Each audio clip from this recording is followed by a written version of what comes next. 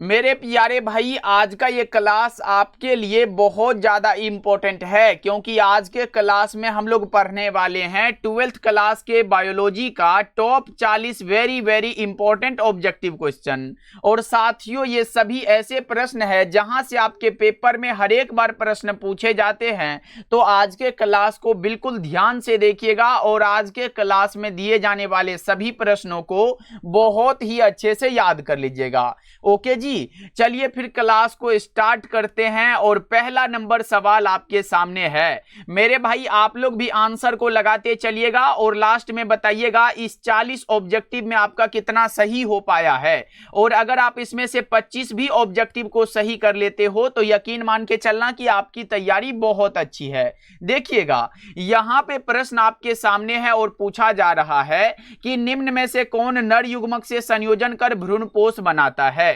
नर युग्मक से संयोजन कर भ्रूणपोष कौन बनाता है? तो मेरे भाई इसका राइट आंसर द्वितीयक केंद्रक हो जाएगा, ऑप्शन नंबर डी हो जाएगा, याद रखिएगा। इंग्लिश मीडियम वाले बच्चे के लिए भी है तो आप लोग यहां पे देख सकते हो। आइए दूसरा नंबर सवाल को देखते हैं। प्रश्न आपके सामने यहां पे है और पूछा जा रहा है कि आवृतबीजी पौधों के भ्रूणपोष में गुणसूत्रों की संख्या क्या है।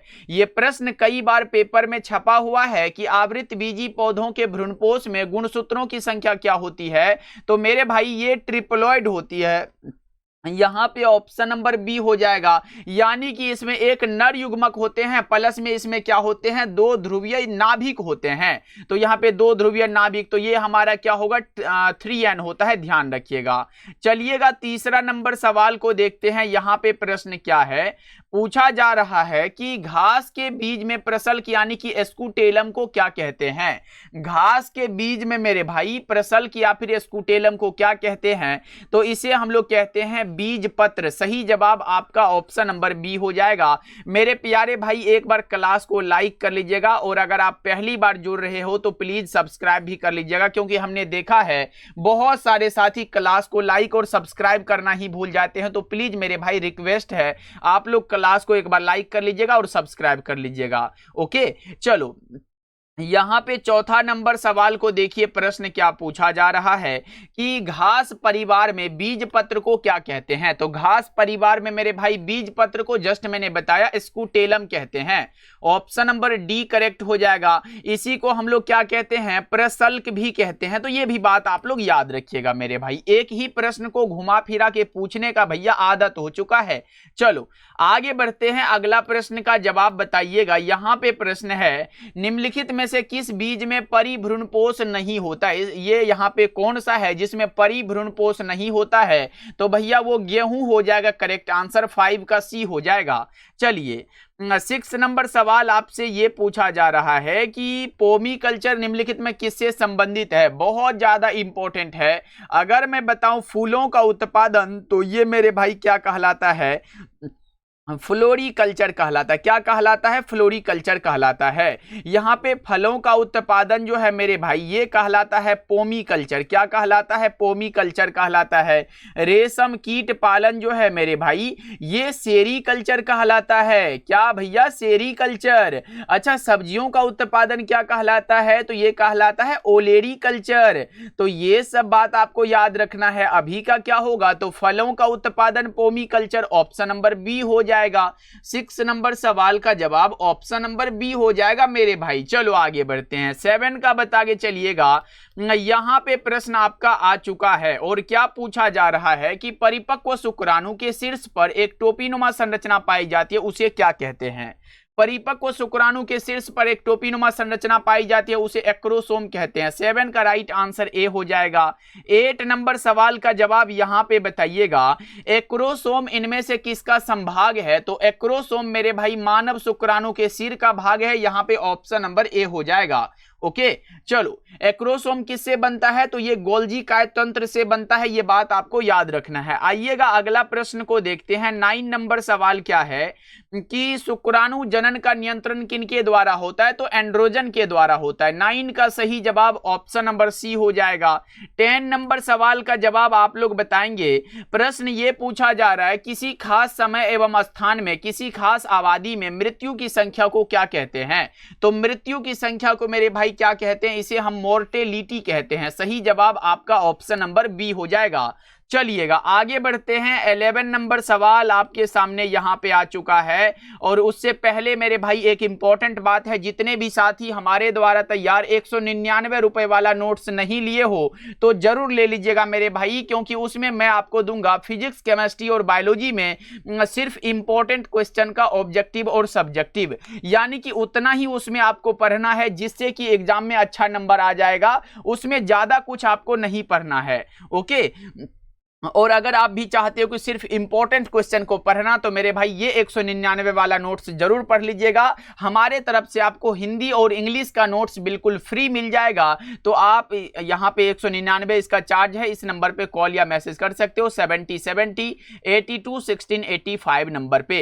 बोलिएगा भैया हमें 199 वाला नोट्स परचेज करने हैं, चाहे आप हिंदी मीडियम से हो या फिर इंग्लिश मीडियम से हो, ये दोनों के लिए तैयार है मेरे भाई, ध्यान रखिएगा। और ये नोट्स सभी साथी पढ़िएगा, चाहे आप कहीं भी कोचिंग पढ़ते हो या फिर कहीं से भी क्लास लिए हो, लेकिन ये नोट्स मेरे भाई जरूर पढ़ लीजिएगा, क्योंकि इसमें सिर्फ आपको इंपॉर्टेंट क्वेश्चन मिलेगा और इससे आपके तैयारी का पता चलेगा कि क्या हमें ये सब याद है। और अगर याद होगा तो फिर समझ लेना कि आप यहाँ पे टॉपर बनने वाले हो। यहाँ पे बता के चलिएगा मेरे भाई, कॉपर टी का कार्य क्या होता है। कॉपर टी का कार्य होता है निषेचन को रोकना। 11 का सही जवाब ऑप्शन सी हो जाएगा। ऑब्जेक्टिव, सब्जेक्टिव, शॉर्ट, लॉन्ग सभी क्वेश्चन इसमें मिलने वाला है मेरे भाई। चलिए आगे बढ़ते हैं। यहां पे प्रश्न देखिए क्या पूछा जा रहा है। गर्भ निरोधक गोली में मौजूद प्रोजेस्टेरोन किस कार्य के लिए होता है, तो यह होता है अंडोत्सर्ग को रोकने के लिए। 12 का बी हो जाएगा। चलिएगा 13 नंबर सवाल को देखते हैं। यहां पे प्रश्न है, निम्नलिखित में से कौन अंतः गर्भाशयी युक्ति हार्मोन मोचक है, वो हो जाएगा LNG-20। राइट आंसर आपका ऑप्शन नंबर बी हो जाएगा। चलिएगा 14 नंबर सवाल यहां पे प्रश्न आ चुका है आपके सामने, बताइएगा कि पृथक्करण के सिद्धांत को और क्या कहते हैं। पृथक्करण के सिद्धांत को युग्मकों की शुद्धता का नियम कहते हैं। क्या कहते हैं मेरे भाई, युग्मकों की शुद्धता का नियम कहते हैं। 14 का सी ऑप्शन राइट हो जाएगा। 15 का बताएंगे आप लोग। यहां पे प्रश्न है, अर्जित गुणों के वंशागति का सिद्धांत किसके द्वारा दिया गया था। अर्जित गुणों के वंशागति का सिद्धांत मेरे भाई ये लेमार्क के द्वारा दिया गया था। अच्छा, एक लेमार्क का प्रसिद्ध पुस्तक है, क्या आप जानते हो मेरे भाई, जल्दी से बता दो तो कौन सा प्रसिद्ध पुस्तक है। तो आपने पढ़ा होगा फिलोसफी जूलॉजिक मेरे भाई, एग्जाम में आया हुआ है ऐसे वाला जूलॉजिक वाला। बात यह है भैया, पूछा था कि फिलोसफी जूलॉजिक नामक पुस्तक किसने लिखी है, तो लेमार्क ने लिखा है। अर्जित गुणों के वंशागति का सिद्धांत मेरे भाई लेमार्क ने ही दिया है। अच्छा, ये कब दिया था, तो ये 1809 ईस्वी में दिया था मेरे भाई, ये भी बात आप लोग याद रखिएगा। चलिएगा आगे प्रश्नों को देखते हैं। प्रश्न आपके सामने ये रहा, बताएंगे आप लोग। प्रश्न है, अनुवांशिकी के जनक कौन है, तो बताएंगे फादर ऑफ जेनेटिक्स मेरे भाई यहाँ पे ग्रेगर जॉन मेंडल साहब हो जाएगा। चलिएगा 17 नंबर सवाल को देखते हैं। यहाँ पे मात्र 40 ऑब्जेक्टिव को करेंगे मेरे भाई। आज देखते हैं कितना आप लोग करेक्ट कर पाते हो। डीएनए अणु का प्यूरिन क्षार क्या होता है, तो एडेनिन और ग्वानिन हो जाएगा। 17 का सी ऑप्शन करेक्ट हो जाएगा। चलिएगा आगे बढ़ते हैं। यहां पे प्रश्न क्या है, 18 नंबर सवाल, डीएनए निम्न में से किसका आनुवांशिक पदार्थ है। डीएनए किसका आनुवांशिक पदार्थ है, तो बैक्टीरियोफेज का। ऑप्शन नंबर बी बिल्कुल करेक्ट हो जाएगा। प्यारे साथी क्लास को लाइक करते चलिएगा और सब्सक्राइब जरूर करते चलिएगा। जी आप लोग भूल जाते हो क्लास को लाइक और सब्सक्राइब करने के लिए, तो प्लीज प्लीज प्लीज कर लीजिएगा। चलिएगा यहां पे प्रश्न आपके सामने है। यहां पे पूछा जा रहा है कि बी डीएनए के एक पूर्ण घुमाव में नाइट्रोजनस बेस के कितने पेयर्स होते हैं। यहां पे बी डीएनए वाला बात है मेरे भाई। क्या है, देखो बी डीएनए से कई प्रश्न बन सकते हैं। अब यहां पे ये तो पूछा गया, यहां पे तो प्रश्न है कि नाइट्रोजनस बेस के कितने पेयर्स होते हैं, ये तो पूछा गया है। लेकिन अलग से भी कुछ प्रश्न बनते हैं मेरे भाई। क्या बनते हैं, आपसे पूछेगा कि प्रत्येक घुमाव की कुल दूरी कितनी होती है। तब आप लोग क्या बताओगे, कुल दूरी अगर आपसे पूछेगा ना मेरे भाई 34 एंगस्ट्रम याद रखिएगा। अगर ये पूछेगा तो यहां पे पूछेगा कि बी डीएनए में डीएनए के अणु का व्यास कितना होता है, तो यहां पे इसमें डीएनए के अणु का अगर व्यास आपसे पूछेगा तो 20 एंगस्ट्रम आप लोग याद याद रखिएगा। इसी तरह एक होता है जेड डीएनए,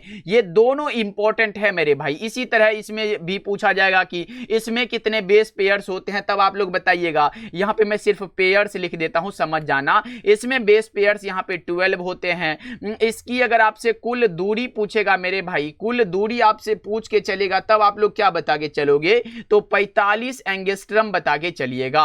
और अगर इसके लिए व्यास पूछेगा कि भैया जेड डीएनए में डीएनए अणु का व्यास कितना होता है, तो ये बताइएगा 18 एंगस्ट्रम होता है। तो ये मैंने दोनों के लिए बता दिया है। जो भी पूछेगा एक ऑब्जेक्टिव यहां से आपके एग्जाम में फिक्स है मेरे भाई, लिख देता हूं, अच्छे से याद कर लीजिएगा। बी डीएनए के एक पूर्ण घुमाव में नाइट्रोजनस बेस के इसमें 10 पेयर्स होते हैं। अब तो क्लियर हो गया। जेड डीएनए में 12 बेस पेयर्स होते हैं, कुल दूरी 45 एंगस्ट्रम है। इसमें यहां पे डीएनए का व्यास 18 एंगस्ट्रम होता है। इसमें भी बी डीएनए में यहां पे नाइट्रोजनस बेस 10 होते हैं, कुल दूरी 34 एंगस्ट्रम और व्यास यहां पे 20 एंगस्ट्रम। एकदम अच्छे से याद रखिएगा मेरे भाई, हो सके तो इसका स्क्रीनशॉट लेके एक बार पढ़ लीजिएगा। आइए देखिए 20 नंबर सवाल ये है कि ओपेरॉन मॉडल किसने प्रस्तावित किया था। ओपेरॉन मॉडल जो है जीन का रेगुलेशन प्रदर्शित करता है और ये जैकोब और मोनोड ने ये मॉडल दिया था। यहां पे ऑप्शन सी हो जाएगा। चलो आगे बढ़ते हैं, अगला प्रश्न का जवाब बताइएगा। यहां पे है निम्न में कौन है जो मोबाइल अनुवांशिक पदार्थ है, तो ये ट्रांसपोजोन और जंपिंग जीन दोनों हो जाएगा, बी और सी दोनों ही करेक्ट हो जाएगा मेरे भाई। 22 नंबर सवाल का जवाब आप लोग बताएंगे, लेकोपेरोन किसका प्रतिनिधि है। लेकोपेरोन जो है मेरे भाई ये दमनकारी जीन क्रियाविधि का है। सही जवाब आपका ऑप्शन बी हो जाएगा। अगला प्रश्न का जवाब बताइएगा, एकिडना क्या है। एकिडना एक प्रकार का योजक करी है, यानी कि कनेक्टिंग लिंक है। 23 का ए ऑप्शन आपका करेक्ट हो जाएगा। चलिएगा आगे प्रश्नों को देखते हैं। यहां पे प्रश्न क्या है जल्दी से बता दो, जल्दी से बताओ मेरे भाई।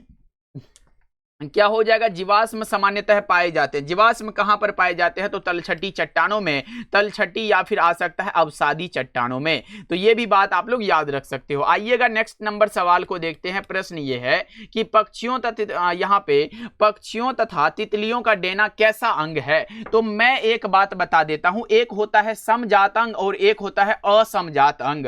यहाँ पे पक्षी और तितली, यहाँ पे देखो इसका जाति मतलब मानो ना, यहाँ पे एक होता है कार्य मेरे भाई, एक होता है कार्य और दूसरा होता है संरचना। क्या होता है, संरचना होता है। अब देखो ये दोनों का संरचना क्या है बताओ, तो दोनों का संरचना यहां पे भैया जी, दोनों का संरचना क्या है, यहां पे अलग अलग है और कार्य क्या है, समान है। कार्य समान है, संरचना अलग है। तो अब आप इससे समझ लो, अगर यहां पे संरचना अलग हो, कार्य समान हो, तो वो असमजात होगा। लेकिन अगर कार्य अलग हो लेकिन संरचना समान हो, तो वो समजात अंग होगा। तो बस समझ लो ना, जाति वाला एक आएगा तो वो आप बताइएगा समजात, और दोनों ये अलग अलग है और इसका काम है उड़ना, इसका मतलब असमजात। राइट आंसर आपका डी हो जाएगा।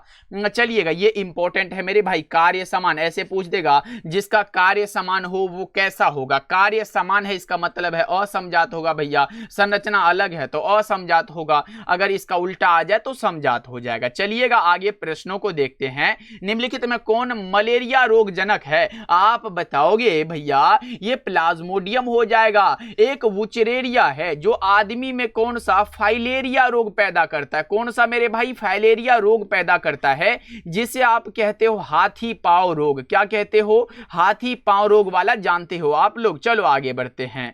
27 नंबर सवाल है, निम्नलिखित में कौन यौन संचारित रोग है, एसटीडी है, सेक्सुअली ट्रांसमिटेड डिजीज है। तो सिफिलिस और गोनोरिया दोनों ही हो जाएगा, ए और बी दोनों विकल्प आपका सही है। उसके बाद हर्पिस भी आ जाता है, चलो उसके बाद हेपेटाइटिस बी भी आ जाता है। चलो यहां पे बताओ तो निम्नलिखित में से कौन है जो मनुष्य में न्यूमोनिया के लिए उत्तरदायी है। न्यूमोनिया के लिए उत्तरदायी आप बताओगे, स्ट्रेप्टोकोकस न्यूमोनी हो जाएगा। उसके बाद हीमोफिलस यहां पे इन्फ्लुएंजी हो जाएगा। तो ए और सी दोनों है, तो ऑप्शन नंबर डी आप लोग बता के चलिएगा। चलिए 29 नंबर सवाल को देखते हैं। यहां पे प्रश्न है निम्नलिखित में कौन बीमारी यहाँ पे कीट रोगवाहकों के द्वारा संचारित होती है? कीट रोगवाहकों के द्वारा मेरे भाई संचारित होती है, तो आप क्या बता के चलोगे? ये मलेरिया भी हो जाएगा और फाइलेरिया भी हो जाएगा। मलेरिया किसके द्वारा फैलता है? मलेरिया मादा एनोफिलिस मच्छर के कारण होता है। किसके द्वारा मेरे भाई? तो मादा एनोफिलिस मच्छर के कारण ये होता है, और फाइलेरिया जो है ये एडीज मच्छर के कारण होता है। तो ये दोनों आप लगाओगे, बी और सी दोनों करेक्ट है भैया, ऑप्शन डी करेक्ट हो जाएगा। 30 नंबर सवाल है कि टी लिम्फोसाइट किस में उत्पन्न होता है? टी लिम्फोसाइट अस्थि मज्जा में होता है, ऑप्शन ए हो जाएगा। मेरे प्यारे भाई वो 199 वाला नोट्स जरूर पढ़ लीजिएगा, क्योंकि वो सिर्फ इंपॉर्टेंट क्वेश्चन मिलेगा, आप अच्छे से पढ़ लीजिएगा, उसके बाद हमारी गारंटी है भाई मेरे। देखो यहाँ पे प्रश्न है, एंटीबॉडीज जो हमारे शरीर में है वे क्या है? तो वे एक प्रकार का ग्लाइकोप्रोटीन है। सही जवाब आपका सी हो जाएगा। जो आपने प्रदीप भैया पर भरोसा करते हो मेरे भाई, वही साथी पढ़ लीजिएगा। जितने साथी हम पे भरोसा करके यहाँ पे ऑब्जेक्टिव कर रहे हो, तो बस एक बार उसको भी लेके अच्छे से पढ़ लीजिएगा।